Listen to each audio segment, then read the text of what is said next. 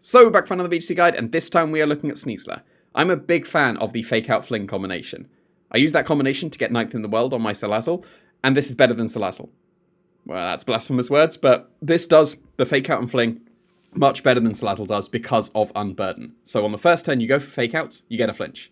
On the second turn, you go for Fling, you get a flinch, and you double your speed because of Unburden activating. And then you get to spam this busted move in Diaclaw, 50% chance to get a status of either Sleep, Poison, or Paralysis. That's insane. Like, that's going to happen so often, and just getting a sleep could be debilitating. That's going to be fantastic. And then you get to get stab close combat to round it off doing some fantastic damage. So, yeah, this is going to be a very, very strong Pokemon, in my opinion. This is not the only way to run it, for sure, there's other sets, but this is going to be probably one of my favorites and the first one that I'm going to try out, because I'm looking forward to using this a lot. Because you're not using the Focus Sash, spoilers, that's coming up. Because you're not using the Focus Sash, you probably need to bulk yourself out. So this much speed is able to outspeed Chi-Yu and all that, the base 100s. Then you double your speed anyway, so it doesn't particularly matter.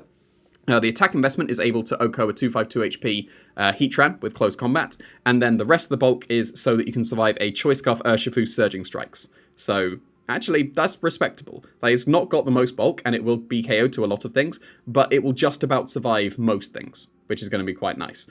Focus Sash is going to enable you to survive everything, which is going to be one of the more common items on Sneasler, because its bulk isn't that great. And then it allows you to not use up the move slot of Fling. You can basically just use whatever you want in that slot. Close Combat, Diaclaw, Fake Out, absolutely guaranteed. You should definitely use that on the supportive Sneasler. And then it's just pick your favorite in the 4th slot. Quick Guard is going to be very good for all the priorities that's running around, extreme speeds and all that. So yeah, quick. And then you're going to be the fastest Fake Out Pokemon, like, I guess technically Weavile, but most reasonable in the format, Fake Out Pokemon, so you should be able to Quick Guard against any opposing Fake Outs as well.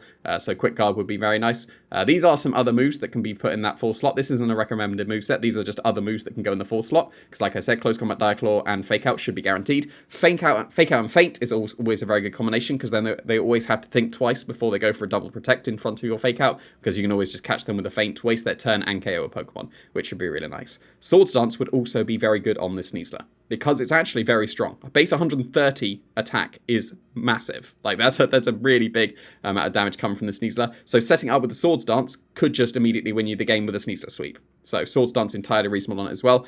Taunt's going to be able to stop any of the shenanigans the opponent goes for, outsupport the opponent, which is really nice. And Toxic Spike's probably a bit niche, but we've seen Toxic Spikes be useful on other Pokemon, mainly on something like a Dondozo team, so that you can start just chipping away at the opponent slowly, and the Dondozo eventually win. So if you've got Sneasler on a Dondozo team, that's probably the most reasonable to put Toxic Spikes, but still would be perfectly fine on any kind of team as well. But I'd probably lean more towards Quick Guard because of all the priority. But all of these are definitely very reasonable on the Focus Sash Sneasler. Also worth mentioning that it's worth going with 0 IVs in all of your stats and going with a minor special defense nature to make yourself as unbulky as possible, because then you can activate your Unburden much more easily with the Focus Sash, because most things would have OHKO'd you, and then you just activate the Focus Sash, get the Unburden.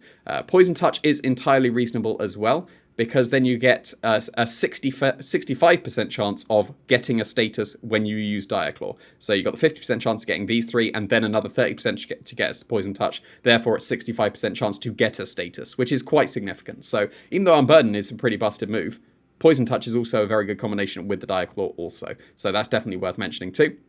Sneasler doesn't have to be support. It can be offensive. It can be set up. So this Grassy Seed going to activate the Unburden and get some pretty respectable defense. Like, this is actually going to be quite bulky now to be able to activate the Swords Dance. Use the Swords Dance is what I'm looking for. Use the Swords Dance and get double power acrobatics. So this set doesn't need the Diaclaw. This is supposed to set up and sweep. So you don't need to be going for all the statuses when they're just OHKO'd.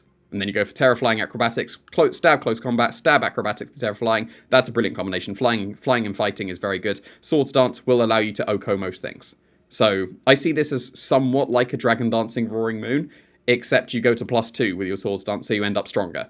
So initially, with the booster energy, Roaring Moon would be stronger without any setup, but Sneasler would be stronger after setup, and also faster because of the Unburden as well. So this is an entirely reasonable setup sweeper because of the Unburden as well, and because it's actually pretty strong. It will have enough bulk to be able to set up. You do sacrifice it somewhat with Close Combat, but at that point, you probably OHKO'd some things, so that would be entirely fine. Assault Vest also patches up the defenses as well quite nicely, because this is fine bulk. This is entirely respectable. As a support Pokemon going for Fake Outs, you ideally want to be coming in, fake out, to be able to reposition, switch out, switch back in to get another fake out. And if you're switching in with something so frail, then you're just going to be KO'd on the switch in. Whereas if you have something like the Assault Vest and bulk yourself out, and you're going to be able to survive those attacks quite nicely. So then you can sacrifice your speed here. You don't necessarily need to go this low. You definitely can invest into the defenses. Basically, I've just gone with basically the same attack as before. So you can just Oko the Heat Trans and then just dumped into the defense because you're going to be patching up the special defense with the Assault Vest. So this would be entirely reasonable as well. Terra Blast Water seems like pretty good coverage. Of course, you can go for like Feint as well on your Assault Vest 1. That would be entirely reasonable. But this is just another option to mention. Probably wouldn't have the Terra Blast Water on the Focus Sash 1, only really on the Assault Vest version if you wanted that. So yeah, Sneasler, very flexible. Lots of different ways of running it. I think this is the one is a hidden gem though. The fact that Fake Out and Fling activates then your Unburden, that makes it really, really cool. So I'm really looking forward to using this set.